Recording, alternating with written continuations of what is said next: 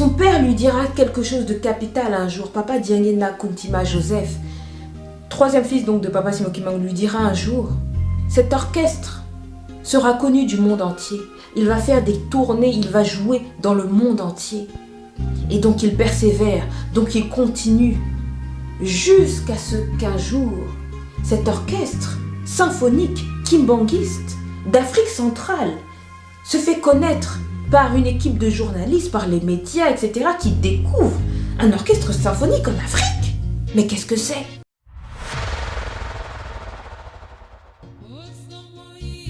Bonjour et bienvenue sur MJL Motivation. Dans la vidéo d'aujourd'hui, je vais vous raconter une histoire très inspirante.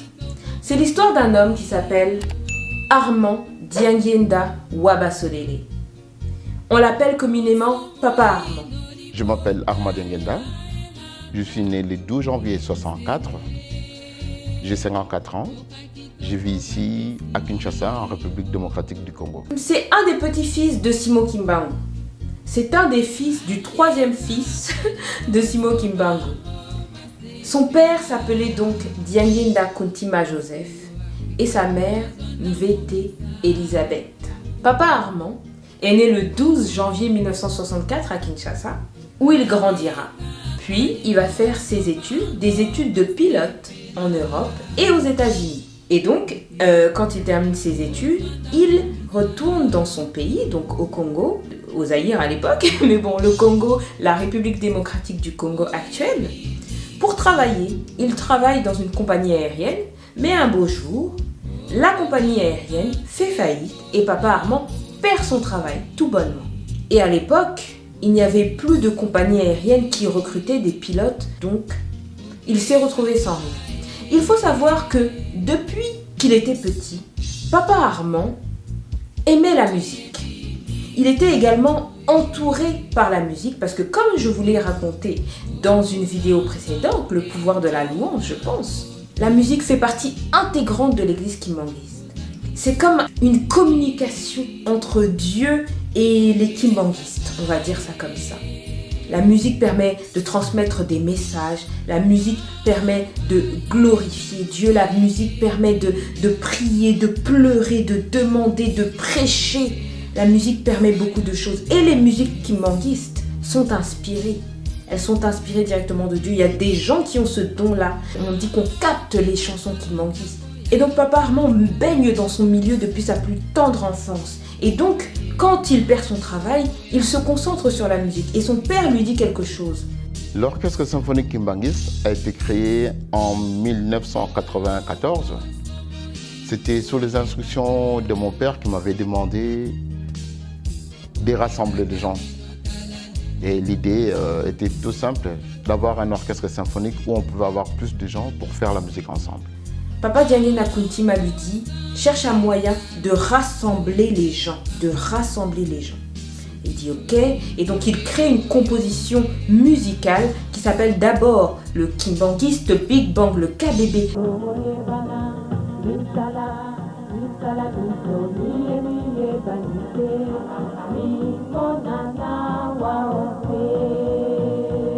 Qui regroupe des musiciens. Des trompettistes, des trombonistes, des violonistes, etc. avec des chanteuses et une petite composition musicale et il commence à faire de la musique comme ça. Et après, pour rassembler plus de gens, il décide de créer carrément un orchestre symphonique. Et ce sera la naissance de l'orchestre symphonique kimbanguiste. Bam, bam, bam. Vous devez attaquer, vous n'avez pas attaqué.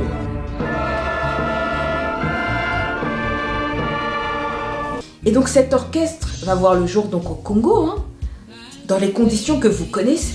Le Congo, pays d'Afrique centrale, avec les difficultés, les infrastructures, il y a peu d'instruments à l'époque.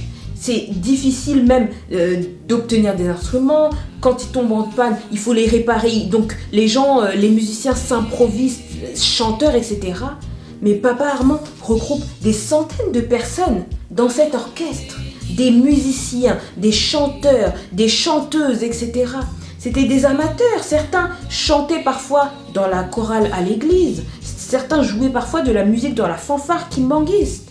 Mais beaucoup ne connaissaient pas aussi la musique et se sont rapprochés de Papa Armand pour pouvoir apprendre. Mais Papa Armand, il a appris tout seul, c'était un autodidacte. Et il a commencé à apprendre. C'était pas comme à cette époque où il y avait YouTube, il y avait les réseaux sociaux, Internet, etc. où on peut apprendre tout sur YouTube et autres. Non.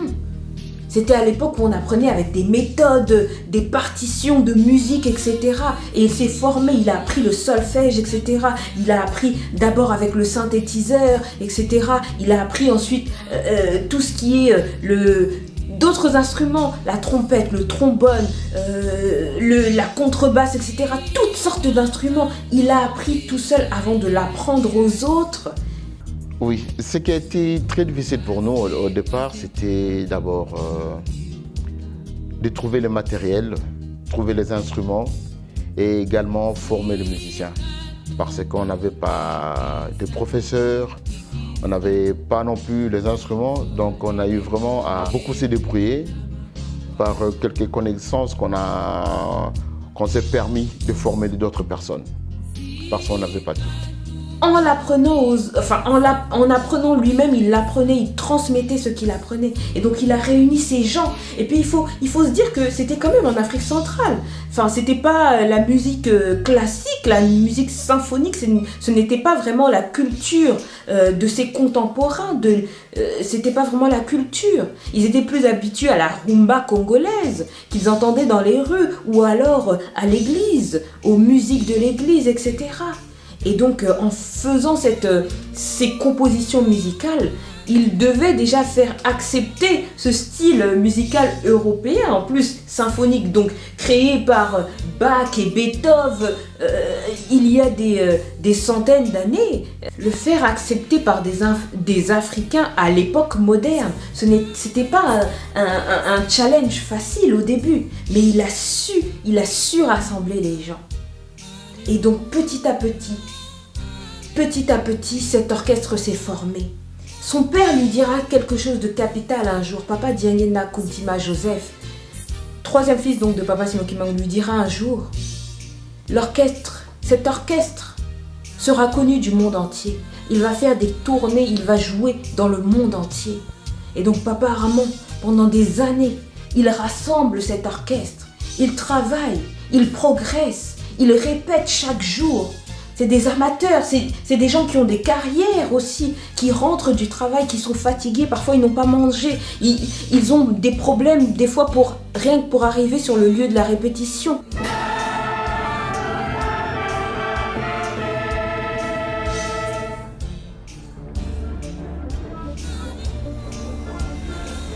Parce qu'il y a des problèmes de transport, des fois il y a des problèmes d'électricité, ils ont des problèmes peut-être d'instruments, etc. Il y a toutes sortes d'adversités. Mais Papa Armand, il a une vision. Papa Armand, il a une vision de cet orchestre-là. Faire connaître, pourquoi pas, le kimbanguisme, Simo Kimbangu, le kimbanguisme, l'enseignement kimbanguiste à travers cet orchestre.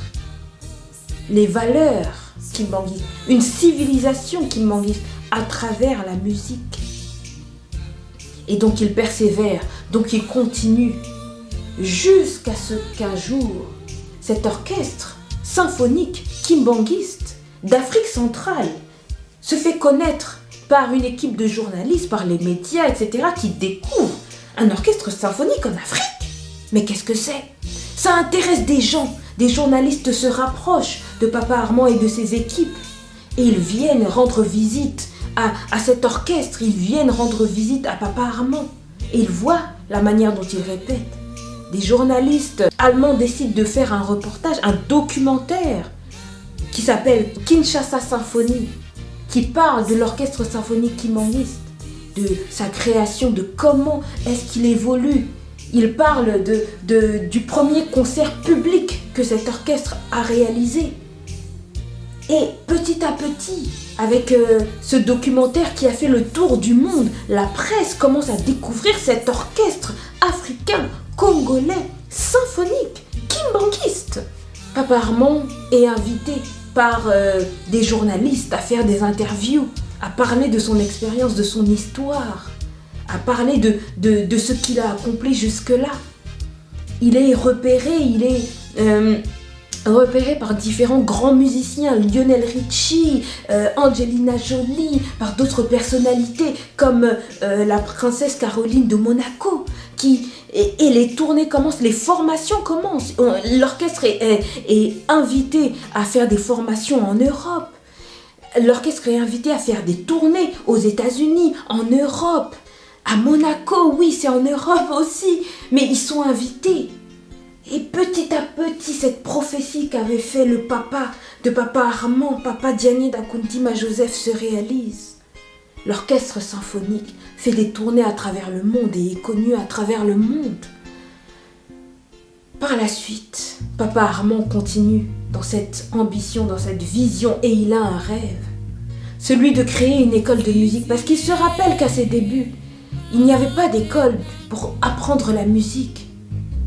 Et il voulait que les enfants et toute personne qui souhaite apprendre la musique puisse avoir un cadre dans ce Congo, dans cette Afrique centrale, à Kinshasa, pourquoi pas. Apprendre la musique, avoir un cadre. Et il a ce rêve. Il y a des investisseurs fortunés qui proposent de lui donner des millions pour financer cette école à une condition. Celle de ne pas mentionner le nom de Kimbangu ou Kimbangiste, le nom de son père, de ses pères, des frères de ses pères. Il ne devait pas le mentionner. Si il voulait obtenir ce financement, Papa Armand refuse catégoriquement. Il ne peut pas renier ses pères, il ne peut pas renier son héritage. Il sait très bien que c'est cet enseignement qui lui a permis d'être là aujourd'hui. C'est cet enseignement qui a fait en sorte qu'il soit où il est aujourd'hui. Et c'est ce message qu'il doit transmettre au monde aujourd'hui. C'est pour cela que l'école de musique qu'il va créer doit avoir la connotation kimbanguiste. Et donc, il expose son projet à des bénévoles, à l'église, à l'extérieur, et les dons commencent à arriver. Il choisit un emplacement, il commence à couler le béton, les dalles, il commence à progressivement, et j'ai vu l'évolution, le premier étage, deuxième étage, l'école se formait sous nos yeux. Il y a des images sur les réseaux sociaux de l'évolution de cette école.